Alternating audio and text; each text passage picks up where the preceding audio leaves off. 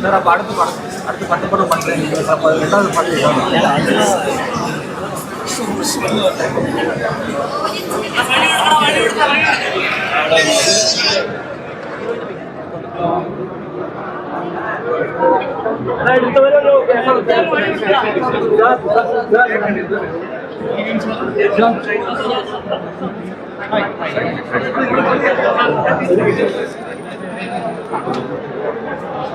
I love to watch the film with the audience. I think ഞാനൊരു ഫിൽമായിട്ടാണ് അത് കണ്ടത്, പക്ഷേ I think they reacted very well to all the scenes. തോന്നുന്നു എനിക്ക്. But let's see what it's like. First please, side please. Side. Sir.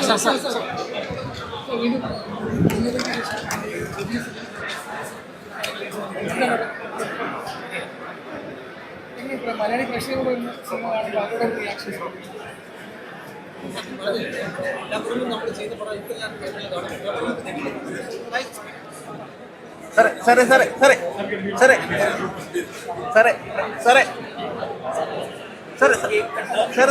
Promotion കുറവാണെന്നുള്ള രീതിയിൽ ഫാൻസുകാർക്ക് ഭയങ്കര പരാതി ഉണ്ടായിരുന്നു. പക്ഷേ പ്രമോഷൻ കുറവായിരുന്നു എന്ന് ഫാൻസുകാർക്കിടയിൽ വലിയ വിഷമമുണ്ടായിരുന്നു. പക്ഷെ ആ കണ്ടന്റിൽ സാറിന് അത്രയും വിശ്വാസം ഉള്ളത് കൊണ്ടാണോ തിയേറ്ററിൽ കണ്ടു തന്നെ അറിയണം എന്നുള്ള ആ വിശ്വാസം? So I think it's all worked out for the best. Okay, thank you.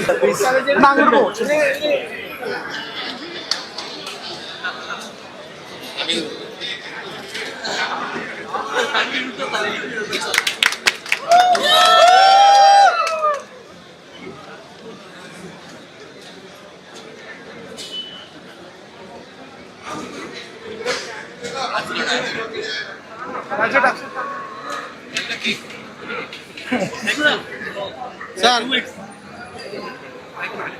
Okay, sir. പ്രേക്ഷകരുമായി സിനിമ കണ്ടിട്ടുണ്ടായിരുന്നു. പ്രേക്ഷകരുമായി സിനിമ കണ്ടിട്ടുണ്ടായിരുന്നു.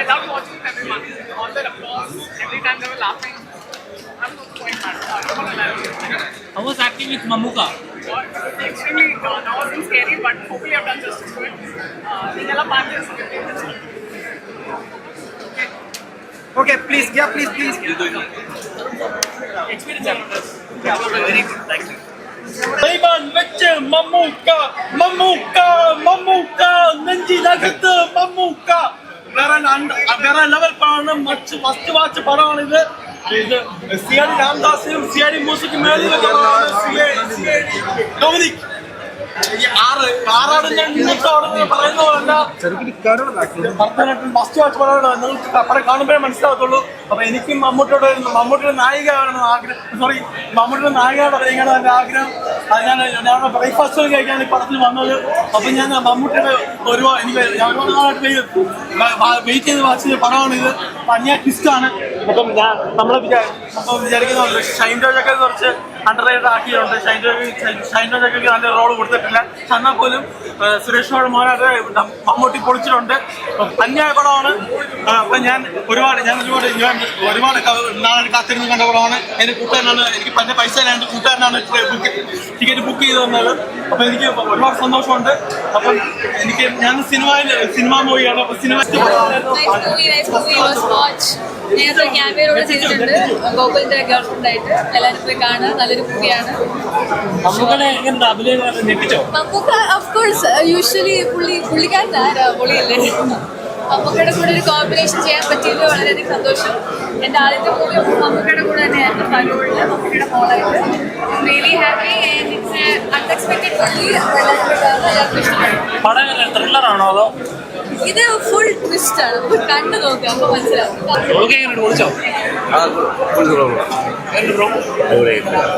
പടം എങ്ങനെയാണ്? ത്രില്ലറാണോ ഇൻവെസ്റ്റിഗേഷൻ ആണോ?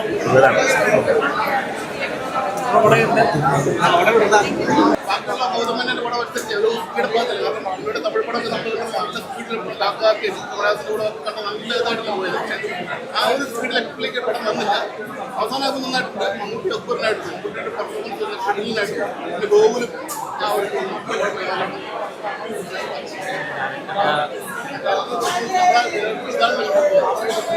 വലിയ സ്പീഡ് ക്രൈം ത്രില്ലറൊക്കെ അല്ല കിട്ടില്ല. ആ ഒരു ഇതിലേക്ക് വന്നില്ല. ഭയങ്കര സ്ലോ ആയിട്ടാണ് പടം. നമ്മൾ പ്രതീക്ഷിക്കാത്ത ചില സീൻസ് നമുക്ക് ക്ലൈമാക്സ് ആയിട്ട് പറയാൻ പറ്റില്ല.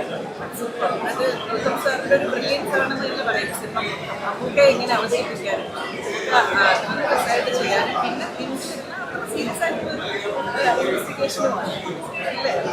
എല്ലാവരും തിയേറ്ററിൽ വന്ന് കണ്ടാൽ നമുക്ക് ഒത്തിരി ഗൗതം സാർ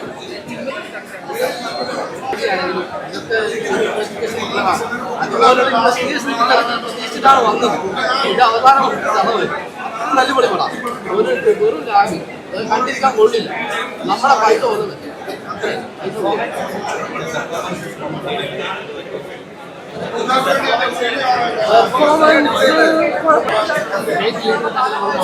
എല്ലാ സിനിമകൾക്കും മാത്രമേ വരുള്ളൂ എന്നാണ് ആവറേജ് എന്തെങ്കിലും പ്രതീക്ഷിക്കുന്നു പറയുമ്പോൾ ആൾക്കാരെ ഇത് പറയാൻ വേണ്ടി കഴിയും. അങ്ങനെ ഗൗതം വാസുദേവൻ മുതൽ എന്ന് പറയുമ്പോൾ പ്രതീക്ഷകൾ അവർ ഹൈപ്പ് കൊടുത്തില്ലെങ്കിലും ഉണ്ടാവുമല്ലോ. രണ്ടുപേരുടെ ഹിസ്റ്ററി അതിനൊക്കെ സിനിമ വരുന്നില്ല. ആവറേജ് ഇത് കണ്ടിരിക്കാമെന്നല്ലാതെ ക്യാച്ചിയായിട്ട്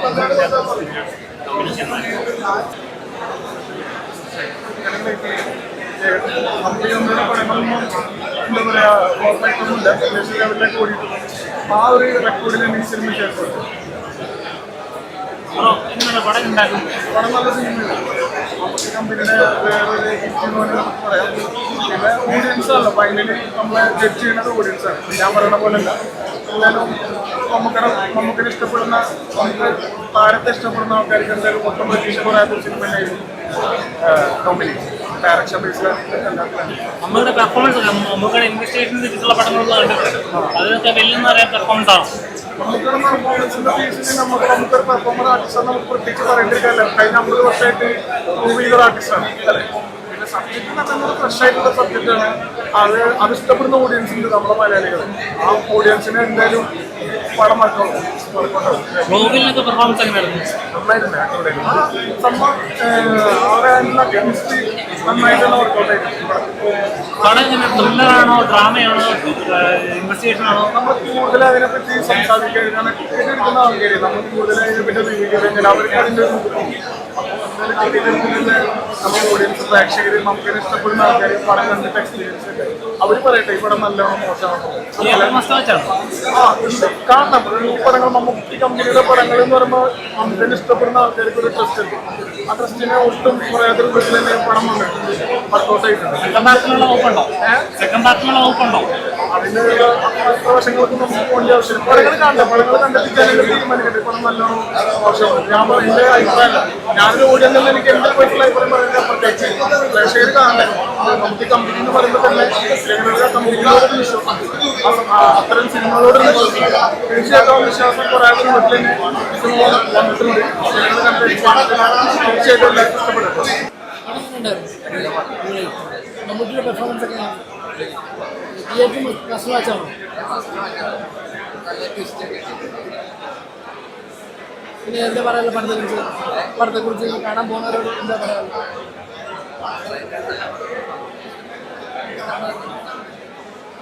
കോമഡിയാണോ അതോ ഇൻവെസ്റ്റിഗേഷനാണോ?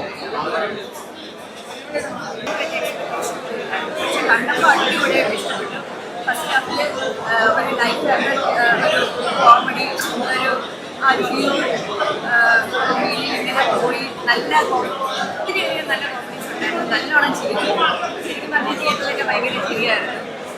പിന്നെ സെക്കൻഡ് ഹാഫിൽ നമ്മൾ എക്സ്പ്ലോർ ചെയ്യാതെ പെട്ടെന്ന് വിട്ടാണ് എടുക്കുകയായിരുന്നു. ഇൻവെസ്റ്റിഗേഷൻ കിട്ടിയിട്ട് മൂവി കയറി ശരിക്കും ഭയങ്കര ഗംഭീരം ഭയങ്കര കാര്യങ്ങളും ആ ഒരു ഓളം ഉണ്ടായിരുന്നു ഭയങ്കരമായിട്ട്.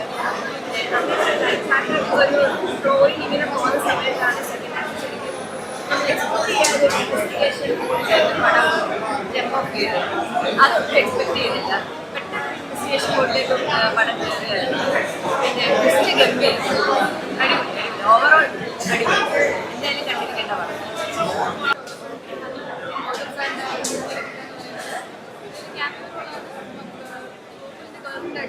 ഈ രാത്രി എന്ന് പറയുന്ന ആ സോങ് ഈ ഹാപ്പി എല്ലാവരും കാണുന്നതിന് മുമ്പാണ്